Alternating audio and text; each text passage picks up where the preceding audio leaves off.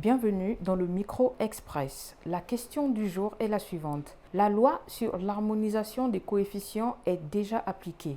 Est-ce une bonne ou une mauvaise chose? Comment on t'appelle? Axel. Pierre-Alain. Gloud.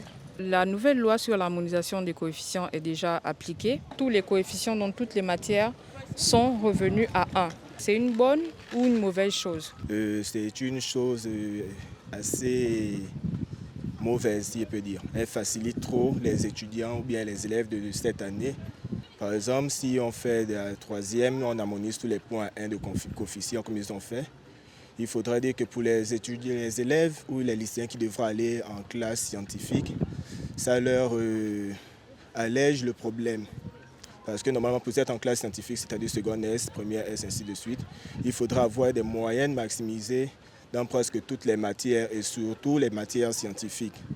Mais pour un élève ou bien un lycéen qui vient avoir des moyennes passables dans les matières scientifiques et avoir des moyennes acceptables supérieures à 13-12 dans les matières littéraires, il peut demander par ce moyen-là d'aller en classe scientifique.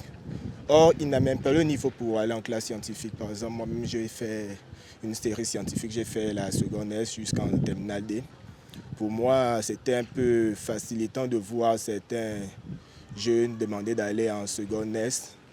Or, ils n'avaient pas des moyennes scientifiques. Je pense que ce n'est pas nécessairement une mauvaise chose, mais je ne dirais pas non plus que c'est une bonne chose.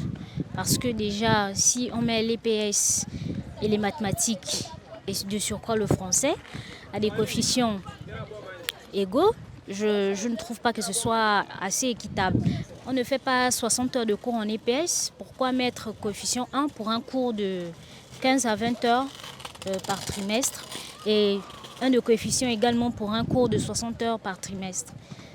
La logique n'y sied pas. Après, je ne vais pas dire que c'est une mauvaise chose parce que toute décision est forcément orientée par quelque chose. Donc, je n'ai pas trop mon mot à dire, mais je ne trouve pas que ce soit une bonne chose. S'il faut aussi être très honnête, ça peut arranger quelque chose. Parce qu'on cherche à repêcher les élèves le plus moyen. Et ça veut donner la force.